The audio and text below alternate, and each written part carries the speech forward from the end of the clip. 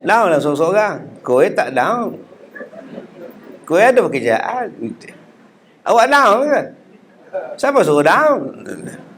Ni orang kerja kelapa sawit tengah duk top sekarang ni. Dia top, satu lagi hak top tu, hak Indonesia tu. Sulit Raihan, susah Raihan. InsyaAllah kita mulakan dahulu perbicaraan kita tentang Nabi Muhammad sallallahu alaihi wasallam pada tahap yang Allah bersumpah menggunakan Nabi Muhammad sallallahu alaihi wasallam. Baik, antara ayat yang Allah Taala bersumpah tentang Nabi Muhammad sallallahu alaihi wasallam, Yasin wal Qur'anil Hakim innaka laminal mursalin. Yasin. Ulama-ulama tafsir mengatakan Yasin itu adalah nama lain pada nama Nabi Muhammad sallallahu alaihi wasallam. Nama Muhammad Al-Amin, nama Muhammad Ahmad, nama Muhammad Yasin, nama Nabi Muhammad Toha. Sebab itu tuan-tuan bila selawat je, nama ni akan disebut. Salatullah salamullah ala Toha Rasulillah. Salatullah salamullah ala Yasin Habibillah. Ala Toha Rasulillah, ala Yasin Rasulillah.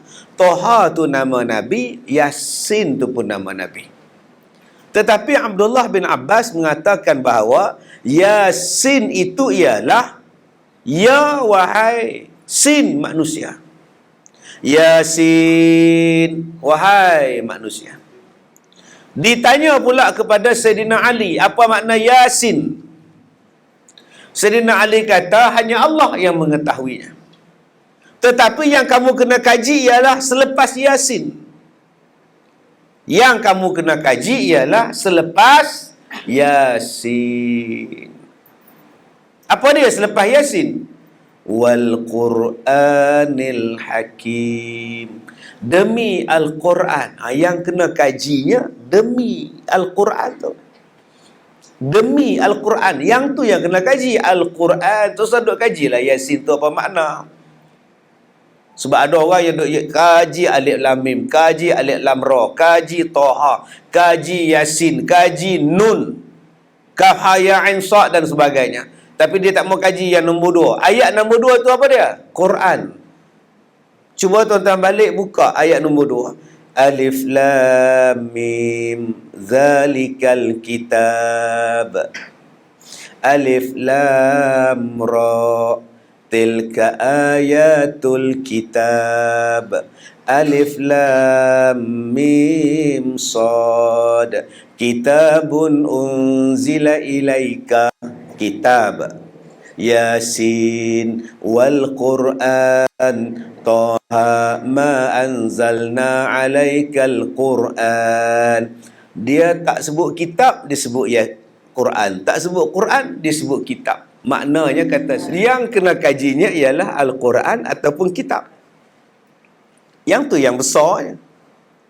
Quran ini kau kajilah, kata Sayyidina Ali. Takkan habis dikajinya Al-Quran. Maka Allah kata Yasin wal Qur'anil Hakim, demi Al-Quran yang bijak. Al-Hakim maknanya bijak. Kalau bahasa orang kelapa sawit, smart.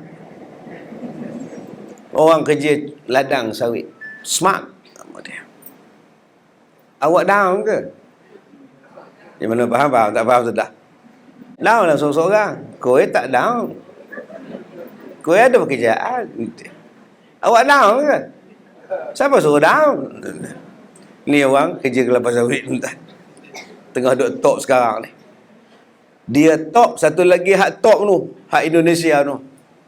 Sulit Raihan, susah Raihan. Aku sepak lagi budak dia kan, entah.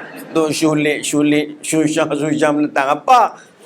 Pakak ramai orang tengok, dengan saya pun terjebak sekali. Apa benda pula ni?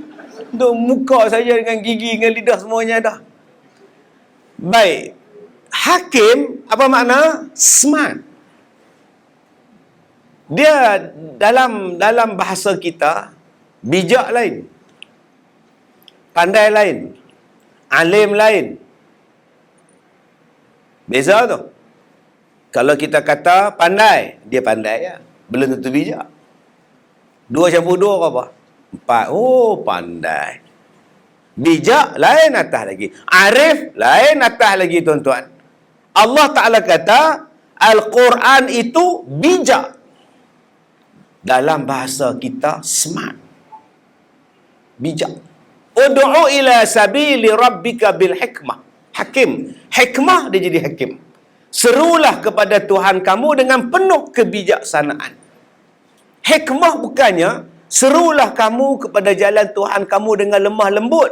Hikmah bukan lemah lembut. Hikmah bijak. Kalau lemah lembut, lemah lembut. Nabi Muhammad merupakan pemberi syafaat di hari kiamat. Agak-agak siapa yang nak dengar sampai habis tuan? Nasib baik pakai face mask, menguap tak nampak. Tu bukan lemah lembut, bukan hikmah, bijak. Bijak. Macam mana cara awak nak sampaikan? Tengok kepada audien. Kalau audien budak-budak, kau boleh menyanyi. Tengok kepada audien yang datang hari ni 90% warga emas. Macam malam tadi, saya ceramah malam tadi di masjid, 90% warga emas. Tajuk yang diberi ialah keluarga bahagia. Saya tengok Pak Long ni gigi tak apa, ada apa. Bahagia apa hang? Apa yang sesuai untuk warga emas? Bijak.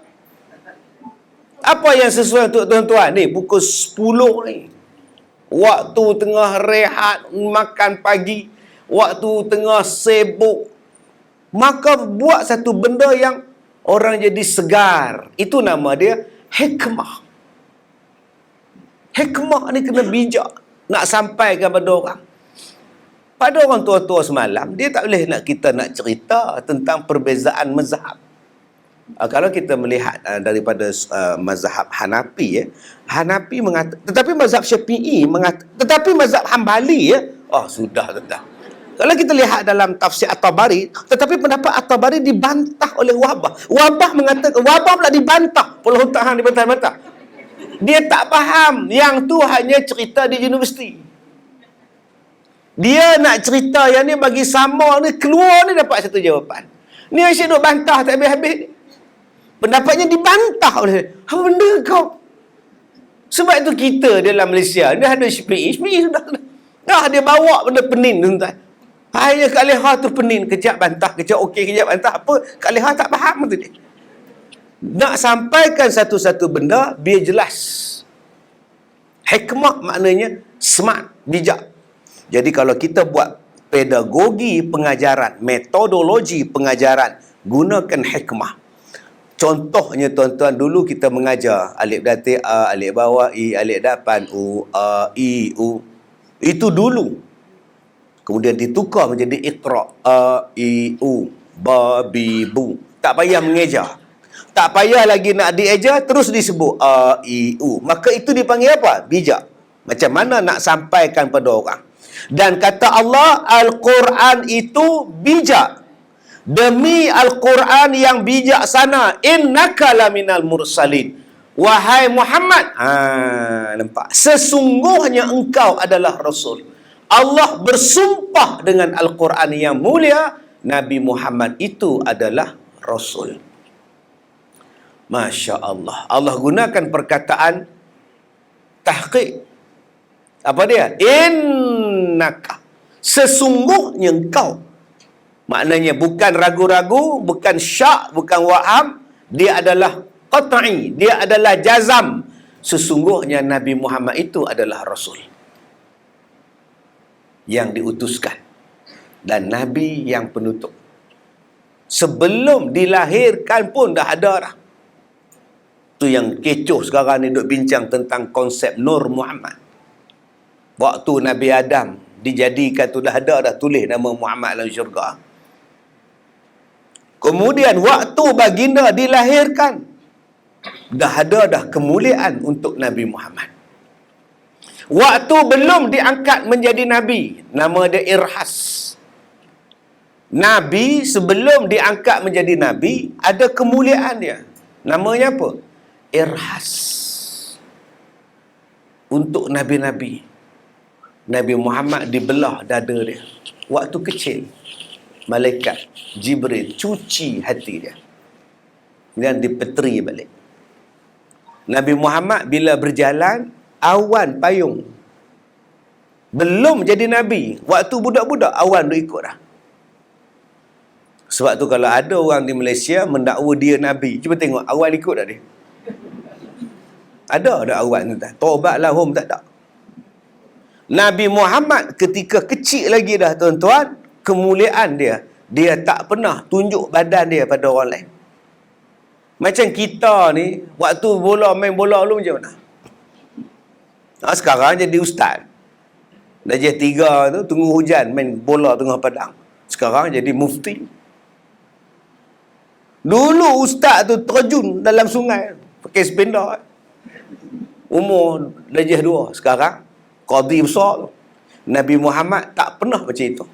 Allah jaga Nabi daripada kecil sampai baginda wafat. Sampai sekarang masih lagi dipelihara nama Nabi Muhammad sallallahu alaihi wasallam. Wa rafa'na laka dzikrak.